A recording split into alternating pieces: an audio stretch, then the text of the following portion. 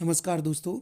आज हम जिस टॉपिक पर बात करने वाले हैं वह है शीर्षक का नाम बे आँखें। कवि हैं सुमित्रा नंदन पंत जी। सुमित्रा नंदन पंत जी ने किसानों की स्थिति का वर्णन किया है और बे आँखें शीर्षक जो दिया है वो उन्होंने देखा कि किसान की आंखों में वास्तव में उन्हें क्या दिखता है, इसका चित्रण है। सुमित्रानंद पंत जी ने जो स्वयं छायावाद के महत्वपूर्ण स्तंभ और प्रकृति के चितेरे कवि हैं, उन्होंने विकास की विरोधाभासी अवधारणाओं पर करारा प्रहार किया है और युग युग से शोषित किसानों का जीवन कवि को आहत करता है। इस कविता में पंत जी ने स्वतंत्रता से पूर्व किसान की दारुण दशा का मार्मिक चित्रण किया है। कवि के अनुसार किसानों की हताशा, निराशा और दुख भरी आंखें मन में डर उत्पन्न करती हैं। इसके बारे में इस पूरी कविता में बताने का प्रयास किया है। साथियों, कविता को की व्याख्या करें इससे पहले मेरा एक निवेदन है, यदि आप इस चैनल पर नए हैं, चैनल को सब्सक्राइब नहीं किया तो प्लीज़ चैनल को सब्सक्राइब कर लें और नोटिफिकेशन के लिए घंटी को भी प्रेस कर दें। और अब बात करेंगे हम कविता के जो बोल हैं उस पर हम बात करेंगे। बोल कुछ इस तरह हैं कि अंधकार की गुहा सरीखी उन आँखों से डरता है मन। किसान के बारे में, अंधकार की गुहा सरीखी उन आँखों से डरता है मन, भरा दूर तक उनमें दारुण दैन्य दुख का नीरव रुदन। वह स्वाधीन किसान रहा अभिमान भरा आंखों में इसका, छोड़ उसे मझधार आज संसार कगार सदृश वह किसका। बड़ा ही बताया किसान के बारे में, किस तरह किसान पहले था और किसान की धीरे धीरे स्थिति क्या हुई और जो लोग किसान के लिए जिम्मेदार हो सकते थे उन्होंने क्या किया। इस कविता के बारे में यही बताया जा सकता है कि शोषित और दमित भारतीय किसान की जो स्थिति है उसका मार्मिक चित्रण है। हैरान परेशान किसान की व्यथा का चित्रण करते हुए कवि कहता है कि दुखी किसान की आंखें किसी गहरी अंतहीन गुफा के जैसी दिखती हैं, जिसमें दूर दूर तक गहन अंधेरा छाया हुआ है, ऐसा कवि को प्रतीत होता है। ऐसी आंखों को देखकर मन में एक अज्ञात भय का अनुभव होने लगता है। उन आंखों में वेदना है, दीनता और दुख पीड़ा का मौन रुदन भरा हुआ है। कह सकते हैं कि किसानों की पीड़ा, उनके कष्ट, उनकी सूनी बेजान निराश एवं थकी आंखों में झलकते हैं। यह पीड़ा इतनी अधिक है कि उनकी आंखों में देखने तक का साहस किसी भी बौद्धिक व्यक्ति को नहीं हो पाता। कभी यह किसान स्वतंत्र था और इस स्वतंत्रता का उसे गर्व भी था। उसे भी लगता था कि हम जो अन्न उपजाते हैं वो हमारे देश के लिए, हमारे राष्ट्र के लिए काम आता है। जो उसकी आंखों में स्पष्ट दिखाई देता था, जो उसे अपने ऊपर गर्व था, वह उसे हमेशा दिखाई देता था। किंतु स्वाधीनता के बाद हमारे नीति नियंताओं ने उसकी सुध नहीं ली जिस तरह से सुध लेनी चाहिए थी। वह महाजन साहूकारों के चंगुल में फंसता चला गया और जो जिम्मेदार थे उसे किसान को बीच मझधार में छोड़कर किनारे की ओर खिसक गए और किसान की जिस तरह सुध लेनी चाहिए थी वैसी सुध नहीं ली। कह सकते हैं कि मुसीबत के समय संसार में किसी ने भी किसान का साथ नहीं दिया, उसे भाग्य भरोसे शोषित होने के लिए उसके हाल पर छोड़ दिया।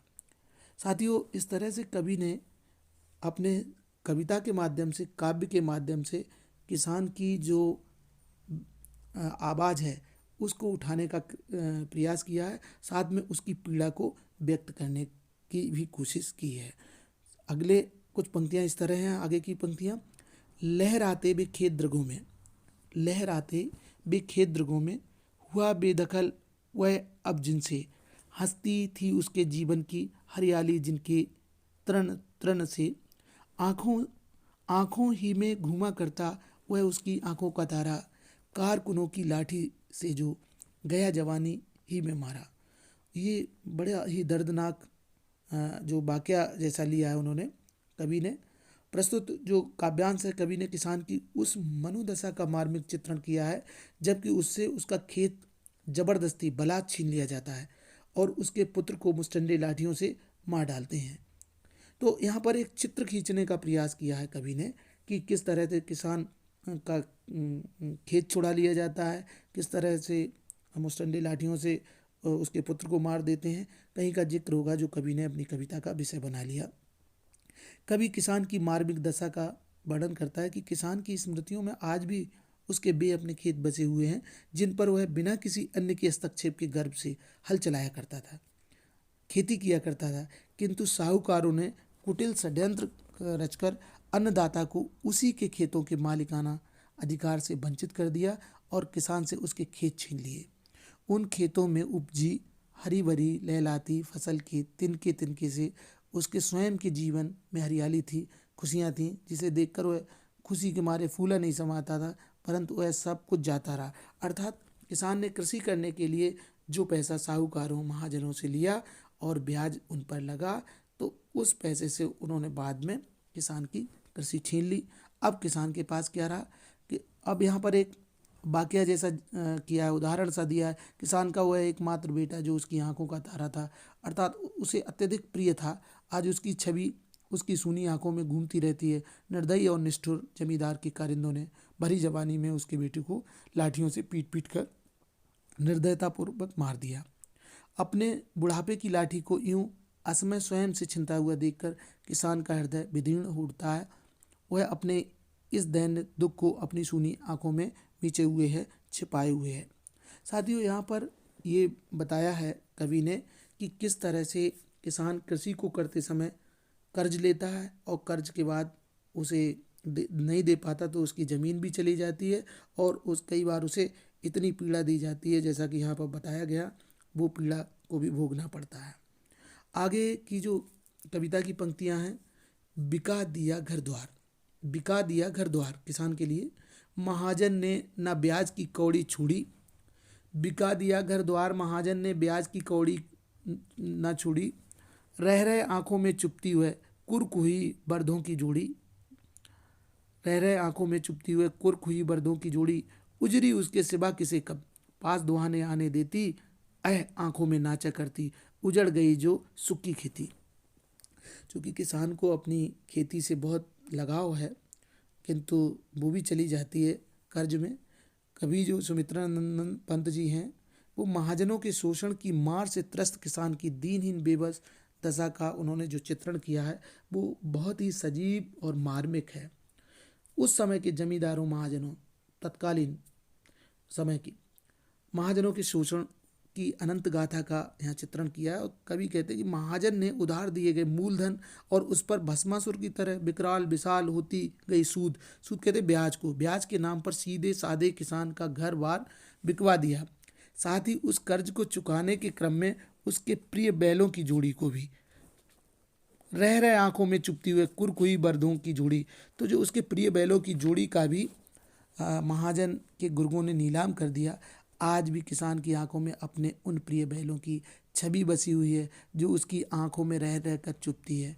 कह सकते हैं कि वर्तमान में किसान अपने हाथ में अतीत में खो चुकी वस्तुओं का ध्यान करके अत्यधिक पीड़ा से भरा हुआ है।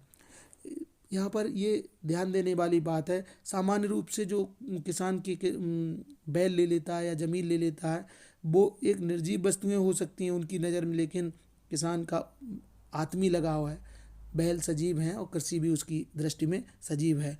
और उसको खोने के बाद किसान का मन प्रसन्न नहीं होता किसी भी तरह से, बल्कि बहुत ज़्यादा दुख से पीड़ित हो जाता है।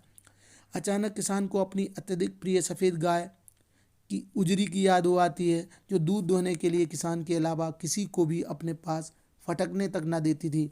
मगर दुष्ट और निर्दयी महाजन ने उसे भी कर्ज के नाम पर नीलाम कर दिया और इस प्रकार एक एक करके उसकी सभी प्रिय वस्तुएं उसके हाथ से जाती रहीं। उसकी आंखों के सामने आज भी अपनी गाय का स्नेह बरबस उमड़ पड़ता है। हाय बेचारे किसान का सुखमय संसार महाजन के शोषण और कर्ज के दुष्चक्र के कारण पूरी तरह उजड़ गया। पुराने सुखमय दिनों की स्मृति आते ही उसकी आंखों में करुणा और पीड़ा के भाव उभर आते हैं। आगे की पंक्तियां कुछ इस तरह है, बिना दवा दर्पण की धरनी, बिना दवा दर्पण की धरनी, स्वर्ग चली आंखें आती भर, देख रेख के बिना दुधमही, बिटिया 2 दिन बाद गई मर, घर में विधवा रही पतोहू, लक्ष्मी थी यद्यपि पति घातिन, पकड़ मंगाया कोतवाल ने, डूब कुएं में मरी एक दिन। साथियों, यहाँ पर पहले किसान के बारे में बताते हुए कवि ने बताया कि किस तरह से पुत्र और किस तरह की पीड़ाएं होती हैं और यहाँ परिवार पर किस तरह बीतती उसका वर्णन है। कवि ने किसान पर आए अंतहीन संकटों एवं दुखों का मार्मिक वर्णन किया है। उसकी पत्नी, छोटी बच्ची एवं पुत्र वधू की मृत्यु से उपजी असीम पीड़ा का दर्द का चित्रण किया है। सुमित्रा नंदन पंत जी कहते हैं, निरीह बेबस किसान की दारुण पारिवारिक स्थिति का कोई तोड़ नहीं है और उसके ऊपर आघातों के बादल ही छाए रहते हैं। उसकी दुनिया ही बदल कर रख दी है आघातों ने। उसके घर की परिस्थितियां लगातार बिगड़ती चली जाती हैं। दवा इत्यादि के अभाव में उसकी पत्नी चल बसती है। उसको याद करते हुए उसके आंखें भर आती हैं किसान की, क्योंकि वो इलाज नहीं कर पाता। उसका हृदय चीत्कार करने लगता है। माता के वात्सल्य एवं ममता भरी देखभाल के अभाव में नन्ही सी उसकी दुधमुही बेटी ने भी 2 दिन बाद अपने प्राण त्याग दिए।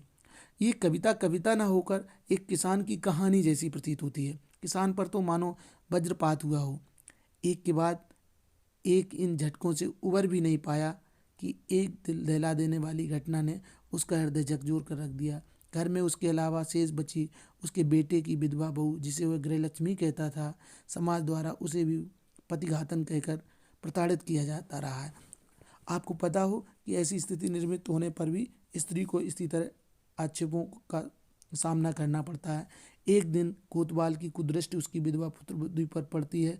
उसने उसे पकड़कर थाने में खिंचवा लिया। अपमानित अबला के तत्क्षण कुएं में कूदकर अपनी यह लीला समाप्त कर दी। वह स्वयं तो चली गई, किंतु किसान के लिए छोड़ गई दर्द का एक ऐसा समुंदर जो उसे प्रतिपल निकलने को आतुर था। इस प्रकार किसान का पूरा परिवार ही छिन्न भिन्न हो गया।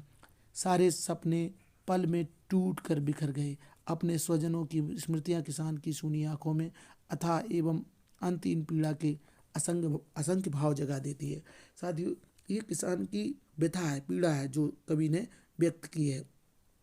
आगे कवि कहता है, खैर पैर की जूती जोरू ना सही एक दूसरी आती, पर जवान लड़के की सुधकर सांप लौटते फटती छाती। पिछले सुख की स्मृति आंखों में क्षण भर एक चमक कहलाती, तुरंत शून्य में गढ़ हुआ चितवन तीखी नोक सदृश्य बन जाती है। किसान की पीड़ा अंतहीन पीड़ा है, जिसे कवि ने अपने शब्दों में पिरोया है।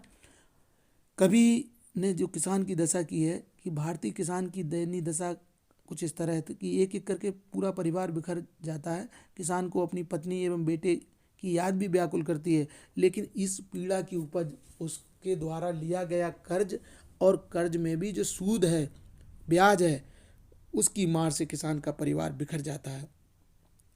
कवि का कहना है कि किसान को अपनी पत्नी की मृत्यु पर विशेष शोक नहीं है। वह उसे पैरों की जूती के समान तुच्छ समझता रहा। मनुष्य चाहे तो एक जूती के खोने अथवा फटने की स्थिति में दूसरी बदल सकता है। तात्पर्य है, किसान चाहता तो फिर से दूसरी शादी करके दूसरी पत्नी भी घर ला सकता था, किंतु जवान बेटे के असमय मृत्यु से उत्पन्न वियोग के कारण किसान को अत्यधिक व्याकुलता और पीड़ा का अनुभव हो रहा है। पुत्र विछोह में उसकी छाती विदीर्ण हो उठती है। वह अत्यधिक कष्ट और गहरे दुख में है। यहाँ कवि का कुल मिला के अभिप्राय ये है कि किसान को अपनी पत्नी की मृत्यु से अधिक सदमा उसके जवान बेटे की मृत्यु से लगा है। किसान यादों के झरोकों से जब अपने खुशहाल अतीत के सुखमय जीवन को याद करता है, तो एक पल के लिए उसकी सूनी आंखों में खुशी और प्रसन्नता की एक चमक सी उठती है, किंतु दूसरे ही पल जैसे वह यथार्थ की कठोर चट्टान से टकराता है, तो वही सुनहरी सुखदायी स्मृतियाँ किसी सूल, किसी कांटे की भांति उसकी आंखों में चुभने लगती हैं और उसके चेहरे पर कभी भी न समाप्त होने वाली पीड़ा के गहरे भाव उभरने लगते हैं। साथियों, ये जो कविता है, जो किसान की पीड़ा की कविता है, इसमें किसान की पीड़ा किस तरह से सुमित्रा नंदन पंत जी ने व्यक्त की है।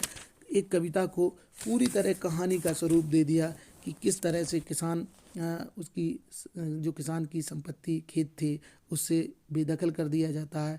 किसान को जवान बेटे को खोना पड़ता है, जो साहूकार और गुंडों की मार से जान जाती है। कर्ज से इतना ज़्यादा ब्याज हो जाता है कि वो अपने बैलों की जोड़ी जो है उनको भी उसे बेचना पड़ता है। इलाज ना कर पाने के कारण उसकी पत्नी को भी जाना होता है। दुधमुई बच्ची भी चली जाती है संसार से। इस तरह से इसके बाद उसकी पुत्रवधू भी दुनिया को छोड़ देती है, अपमान सहकर समाज और कानून के अपमान से। तो इस तरह किसान की अत्यधिक पीड़ा का वर्णन सुमित्रा नंदन पंत जी ने किया है और ये कविता की व्याख्या करने का प्रयास मेरे द्वारा किया गया। अगर ये अच्छी लगी हो व्याख्या तो शेयर करें, कमेंट्स करें, सुझाव देने वाले मित्र सुझाव दें और चैनल पर नए हो तो सब्सक्राइब करें।